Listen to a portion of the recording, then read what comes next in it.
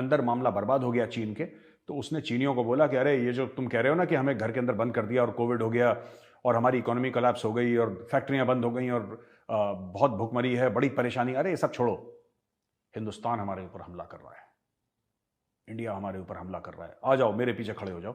This is called externalisation of threat.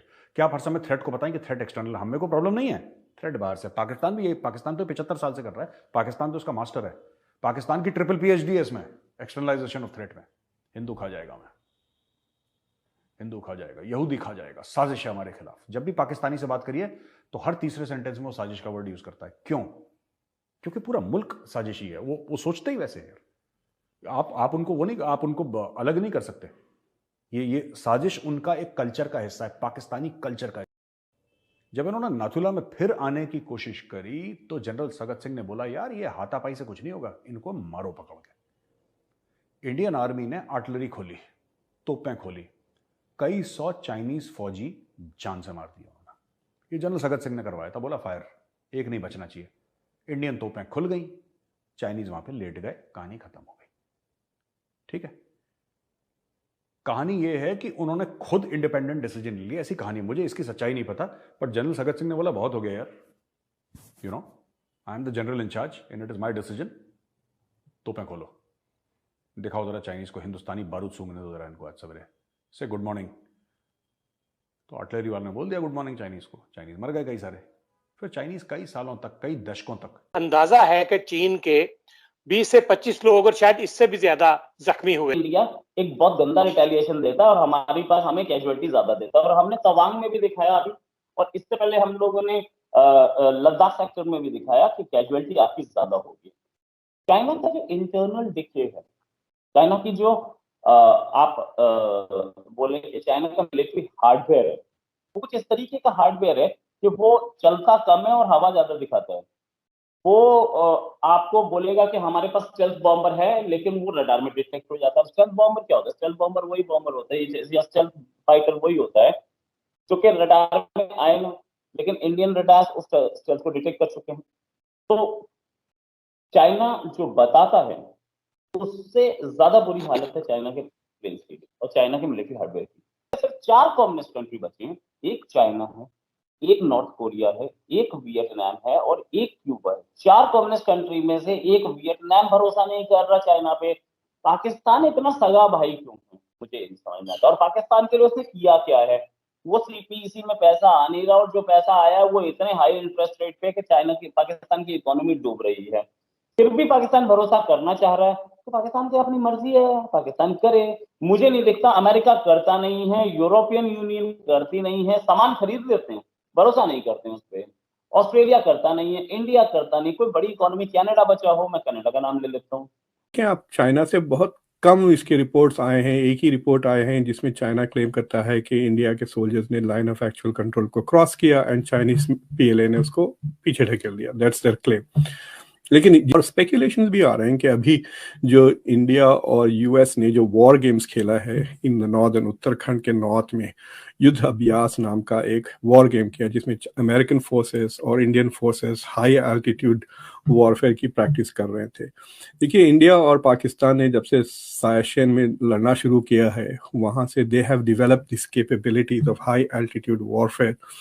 और it may be कि American forces would also want to learn some of those techniques जो lessons India ने सीखी है। दूसरी चीज ये है कि it is also an effort and an attempt by the US to show कि भाई when we say कि India is our major defense partner, we mean it। और ये war games एक तरीका होता है to show कि yes we are cooperating with India on defense matters। तो बाद एनालिस्ट का ये ख्याल है कि चाइना उस बात से नाराज है। अब फॉर मिसाल के तौर पे गोल्डमैन सैक्स की रिपोर्ट आई कि 2075 में number 1 economy China, number 2 India, number 3 US। तो by 2035 US will become number 2 और फिर उनके अनकरीब इंडिया विल कैच अप। तो सारा वेस्ट की जो डोमिनेंस है globally depends on American economic and military power. अगर ये चाइना और इंडिया के पीछे हो जाएंगे तो यूरोप तो बिल्कुल थर्ड वर्ल्ड की तरह हो जाएगा। And the only way to prevent these two countries from going forward is to have a war between the two. तो अगर चाइना और इंडिया खुदा ना खास्ता जंग लड़ लेते हैं, एक सीरियस किस्म की जंग, तो आप सोचिए किस तरह की कैजुअलिटीज, इनकी इकोनॉमिक बैकवर्ड हो जाए, दोनों मुल्क इकोनॉमिकली सफर कर। ताकतों की गेम नहीं, ये तो रीजन्स की गेम भी हो गई ना फिर, कि एक तरफ जो है वो कह रहा है कि मैं बनूंगा वो बनने के लिए, और फिर आप दो ऐसी बड़ी ताकतों को लड़ा दें ताकि आप बैठ के इसी तरीके से, जैसे आपने फिल्म का बताया, आप बैठ के तमाशा देखें और फिर आप जो है वो उसी तरीके से जो है वो रूल। तो ये इनकी अबनॉर्मेलिटी है, और वही चाइनीज ने भी पकड़ी। या तो इन्होंने चाइनीज से पकड़ी, चाइनीज से ये बाप बेटा एक जैसे ही है, तो ये इन्होंने एक दूसरे से पकड़ ली अबनॉर्मेलिटी। तो चाइना ने फिर कोशिश करी। अच्छा, मैं आपको बताता हूं चाइना की स्ट्रेटेजी क्या है ना, पाम एंड 5 फिंगर्स की स्ट्रेटेजी कहते हैं। ये पाम है तिब्बत, ये जो हथेली है ना भाइयों, ये है तिब्बत, ये सिक्किम, ये लद्दाख, ये अरुणाचल प्रदेश, ये उत्तराखंड, ये Himachal Pradesh. Palm and 5 fingers, ये स्ट्रेटेजी आप याद रखिएगा चाइना की। ये पाम का इस्तेमाल करके, हथेली का इस्तेमाल करके 5 उंगलियों में जाना चाहते हैं। ये देखिए, ये अरुणाचल में आ चुके हैं, मतलब लाइन ऑफ एक्चुअल कंट्रोल के बिल्कुल करीब, जो कि हमारी ट्रीटी के खिलाफ है, राइट। घुसने की कोशिश करी तो फिर वो जो वहां पे इंडियन आर्मी थी मार लगाई, इनको कूट लगाई अच्छी तरीके से।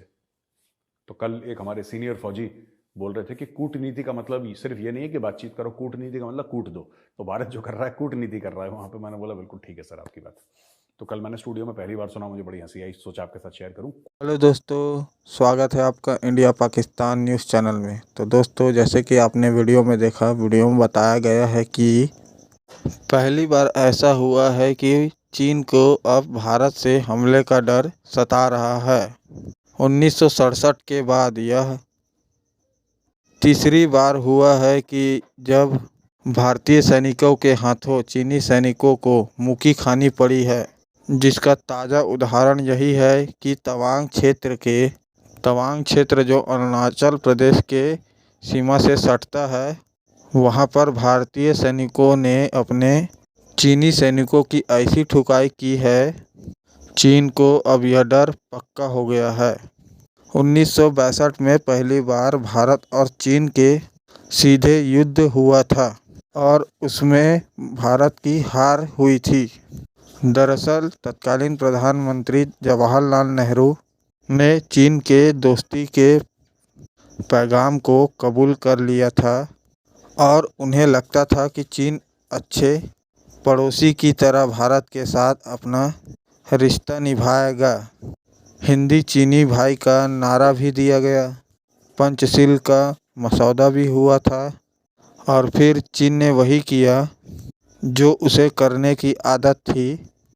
चीन ने भारत की पीठ पर छुरा घोंप दिया और उसने पीछे से वार किया, और आज तक वह दर्द भारत को महसूस होता है। लेकिन उसके बाद से 3 युद्ध व झड़प भारतीय और चीनी सैनिकों के बीच हुआ। उन तीनों झड़पों में चीन को बुरी तरीके से पराजय का मुंह देखना पड़ा। पहला जो भारत के साथ झड़प हुआ था, जिसे युद्ध कहा जाता है, वह 1967 में हुआ था, जिसे नाथोला युद्ध के नाम से जाना जाता है, जो अरुणाचल सीमा के अभी जो हाल में झड़प हुई थी उसी के आसपास के इलाके में हुआ था। और उस युद्ध में भारत के जाबाज सैनिकों ने 400 चीनी सैनिकों को मौत के घाट उतार दिया था। उसके विपरीत भारत के केवल 90 सैनिक ही शहीद हुए थे, और जिसकी चर्चा अभी मेजर गौरव आर्या की अभी जिसे आपने सुना। उसके बाद गलवान घाटी में चीन को 2020 में भारत के हाथों चीनी सैनिकों की ऐसी पिटाई की कि फिर चीन अभी हिम्मत नहीं जुटा पा रहा है कि 3 साल तक भारत के सामने आंख उठाकर देख पड़े। तो दोस्तों, अगर आपको ऐसी वीडियो देखना पसंद है तो हमारे चैनल को सब्सक्राइब करके हमें सपोर्ट करें। धन्यवाद। जय हिंद, जय भारत।